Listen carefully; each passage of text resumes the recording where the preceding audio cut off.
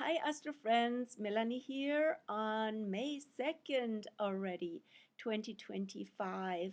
Thank you for your Torium patience with the Astro Weather for the week. Was supposed to go out yesterday, but here we go. And a lot has been going on since the last one. First of all, happy Beltane. Yesterday was officially Beltane, Central Spring, Central Taurus. However, the actual central 15 degrees of Taurus are only around this weekend, right? So we're having currently the sun is at, let me just get that, the 2nd of May. We have here the sun at 11 degrees, and only actually on Sunday, Monday will be the exact center of Taurus, and which is also the exact center of spring. So we can celebrate Beltane this whole week, although it was marked May 1st. And what is that all about? Is a central Taurus with a double Taurus energy. Actually, these 10 degrees in the middle of Taurus, May 1st till 10th, are also doubly Taurus, very earthy, very sensual, very much about joy and about all this green growth that takes roots now and brings us so much delight and inspires us to also slow down and take life in with all your senses. Of course, Taurus is ruled by Venus. However, Venus is currently freshly actually in Aries since April 30th and for a bit until June the 5th. So, what's new with Venus? Venus has just passed Neptune. When did that happen? It was today, this morning at 10:07 a.m. So yes, Neptune is now freshly in Aries. Not super freshly since March 30th, but only just 1 degree into it. Super, yeah, very, very beginning and just for a trial phase until October 22nd. Neptune will fully enter Aries next year.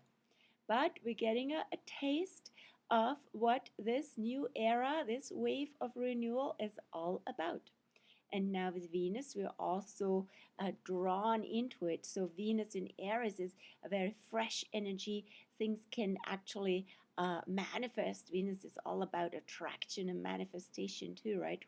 Ruling Taurus can go really fast, right? If we are in a certain vibration, especially in a loving vibration, in a vibrant and fresh and young and embracing renewal vibration, that is also all Venus in Aries.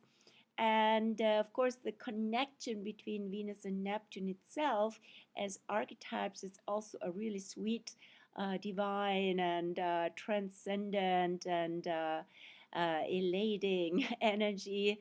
Neptune is what's called a higher octave of Venus, the transcendental, the transpersonal dimension of love, which is unity, which is about connection, which is beyond the erotic and the attraction that Venus represents. So, but Venus and Neptune, as I said, came together this morning, which happens once a year, and now also big deal because that's been for the first time in Aries in a super long time, because Neptune has not been in Aries in more than 150 years. So yeah, again, wave of renewal. And maybe you also feel really that together with spring now too, nice connection there. You might also feel really very renewed and refreshed. And but also Aries is a warrior sign, is warrior energy ruled by Mars. So that can also attract us to actually stand up and be brave, be bolder than we have been before. And this is also a wave of, it's really asserting what's important for us and might even be a matter of survival, which is early Aries as well. There's lots of protests going on now in France. I just saw that. Peace protests at the occasion of Macron's newest decisions.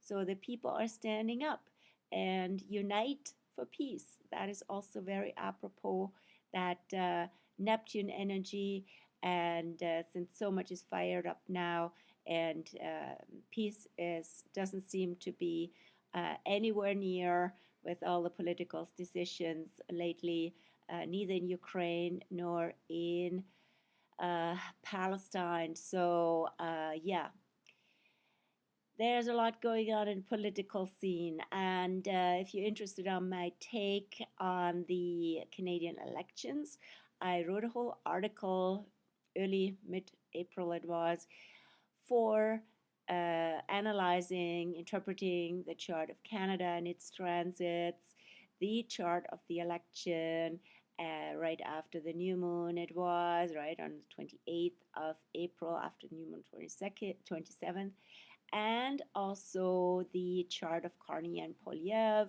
with their connections with Canada. And now we have also interesting, I added this piece around Algol, which is a fixed star at 26 degrees Taurus, which I was just, yeah, all of a sudden realized, hey, what's with Algol? And Algol is on Carney's ascendant and is on Trump's midheaven. How interesting is that at this occasion of their first meeting? Check it out if you're interested. Let me know what you think about it.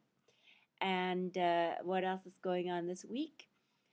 Yes, Beltane, Venus met Neptune. I'm just looking up my cheat sheet, which I'll send you later, just a list of the main alignments. And yes, maybe the major news actually this week is that Pluto in early Aquarius goes retrograde on May the 4th. And yes, Pluto is about power versus force. And Pluto will be retrograde until October 13th. Pluto typically these years goes retrograde early May, happened progressively from end of April to early May, and now direct again forward in October. So this is the pattern, and Pluto is the first planet to go retrograde after a retro-free phase that happened since Mercury came out of retro, and Venus almost simultaneously as well.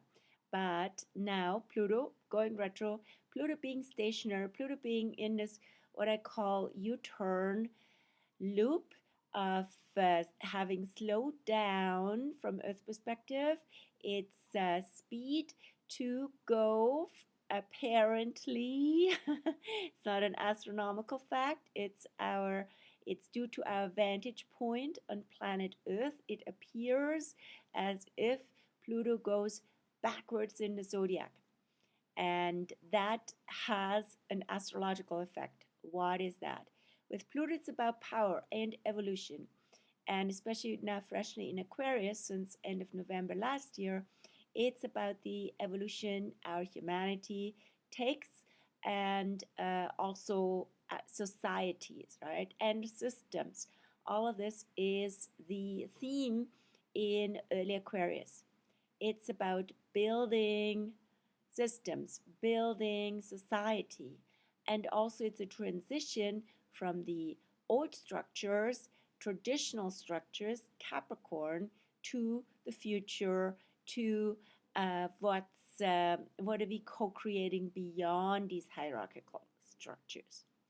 So at this juncture also the Pope's passing has happened just before Pluto went retrograde. I also wrote an article about the Pope, and that was a beautiful process last week. Read it. You can find it on my Astro News blog. I put a link here below in the show notes.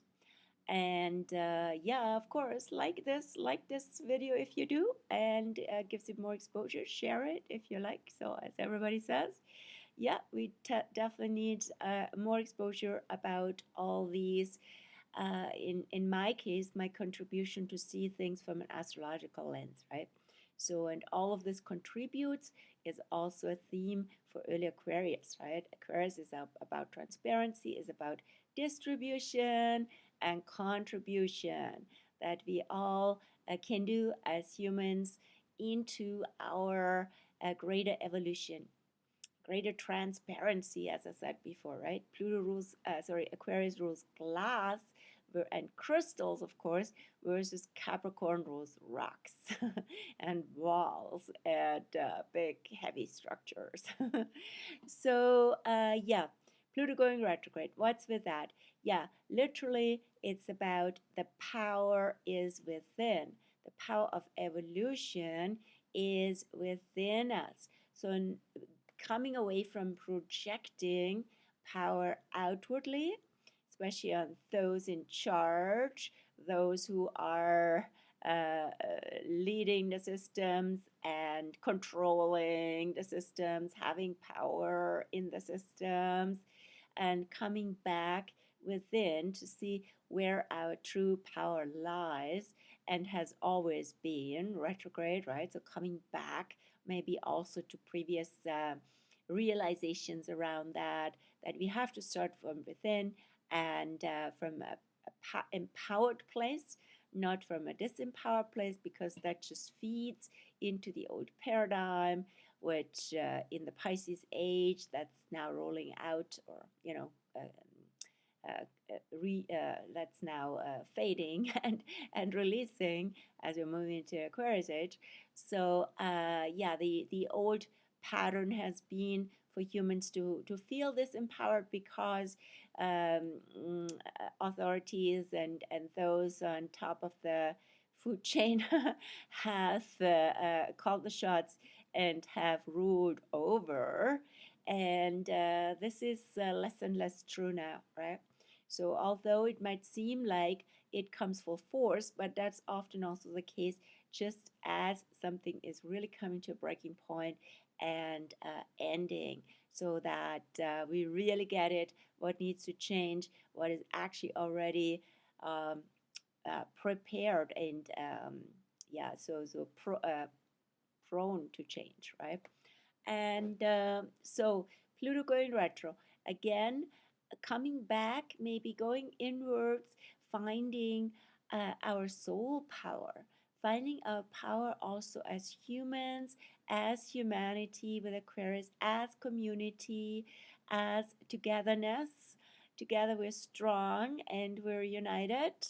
And so rather than pointing the finger at those out there, we can generate lots of strength, soul power, God's power, power within. So, all of that is about Pluto retrograde. And it's also about reviewing, and it's a slowing down of all these changes that have happened since Pluto went direct. I mean, think about it. Pluto went direct last time in October. Lots of changes, elections, and more, right? So, all of that is now up for integration and adjustment if needed. And so, this is a Pluto in a Pluto retrograde effect. And Pluto's turnaround is active, has been already active since end of April, and that stationary effect is still noticeable till mid-May, easily until end of May, you could even say. So as I said, Pluto will be the first planet to go retro.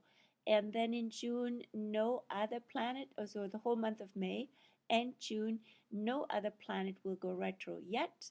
The wave of retro will start in July with Neptune and Saturn, and then Mercury goes retro as well. And the retro record, I haven't looked that up, but it's typically in the summer, late summer, early fall. So I suspect that's also this year. September, October, and but for now, the only planet retro will be Pluto. But however, if you have something going on in early Aquarius or early Taurus, early Leo, early Scorpio, where Pluto either meets your features or goes into square opposition with them, you definitely notice that one. And you might then also, the whole themes, all the themes around power and about change and about what's really empowering comes up. Then we have on May the 6th, Venus in Aries. Venus is still, Mercury. Mercury in Aries. Mercury is still in Aries until May the 10th and will meet Chiron towards the end of Aries already now. That will be on May the 6th. And so this is about thoughts, information, communication, talks about what's going on with these wounds of war, wounds of conflict, competition, all of that on all levels, big wars, trade wars, all sorts of wars. So Mercury can help us to actually voice something about all that that's really important. And of course, you can see that also in phenomena like what I just mentioned before, those protests in France. And then Mercury will go into Taurus on May the 10th, and that will calm down the energy. Mercury, the mental, right? Mental, intellectual. Mercury has been for a really long time in Aries this year because it went retrograde from early Aries, about 10 degrees back to Pisces, just like Venus. So this whole transition also of Pisces Aries has been very activated by Mercury, which again is also Pisces age related, related to unity, related to connection, related to also mass consciousness with Pisces versus the Aries side of individually, maybe courageously, boldly standing out and stepping forward. So Mercury has helped us with that. And this is the last contact of Mercury. Last main one will be in Aries meeting Chiron. So that's about it, except for what's going on with the moon. We're currently in a waxing moon phase. I saw the moon, maybe you too, today already up there, faint, but waxing moon in Cancer, lit up faintly by the sun. And the moon is in Cancer today, has been the 2nd of May. And tomorrow, on May the 3rd, at 4:29 a.m., the moon enters Leo for a Leo moon weekend, which is awesome. Hopefully, the weather collaborates because it's so much about celebration. So, this is a real Leo moon, Taurus sun. Will be a great time for Beltane celebration or anything, especially in nature, that is about the fullness of life and yeah, showing our colors and being playful, all of that Leo stuff. Then the moon, however, you always have to watch, especially when the moon in Leo will meet Mars, which will be tomorrow, the 3rd, at 5:13 p.m. Pacific, and building up in the afternoon. So when the moon meets Mars, yeah, there's a lot of passionate energy, outspoken energy, roaring, but it can also always be hijacked as well by the ego, by self-importance and all of that. So watch out for that. Then the moon will go into Virgo on Monday, the 5th, Cinco de Mayo. Moon will enter Virgo at 12:40 p.m. and will be in Virgo also all day Tuesday and even all day Wednesday, so till the end of our Astro week here, going to midweek next week. And so then the energy is much more grounded. We have earthy moon and earthy sun, and very conducive early to mid next week for doing some good springy work and becoming more practical and yeah, getting things organized, but with joy, with Taurian enjoyment at the same time. And that's it for this week. A shorter one, short and sweet. And as I said, resources are on my blog, articles are on my blog, link below. Also, you can find me on Facebook with a Facebook astrology page and his Instagram page. And there's also the Pinterest, even. And if you would like to receive my newsletter, that comes out every new moon and full moon, you can do so by sending me an email, and I put you on my subscriber list, and it comes down your chimney. Lastly, if you are a mom or if you'd like to treat a mom to a Mother's Day treat from the stars, this is now the time to do that with a really sweet deal, because the Astro Spa for Mom is on since May 1st until May 11th, which is Mother's Day. And all astrology sessions for moms and as gift certificates are 22% discounted. So yeah, come on in if you're interested in that. And of course, we can do the session in person in Victoria or online. Yeah, shoot me an email if you're interested. All the best to you this week. Wishing you a beautiful May the 4th and Pluto turnaround weekend and start into the next week. Cheers.